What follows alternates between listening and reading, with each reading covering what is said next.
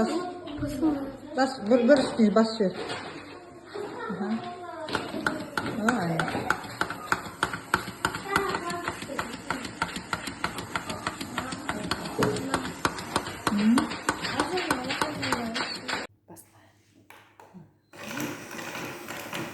Кішкентай ернұрдың бүгінгі жұмысы.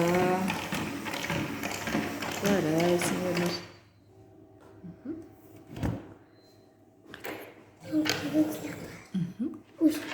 Жоқ, қайтадан бір рет жүргізе қой тағы да.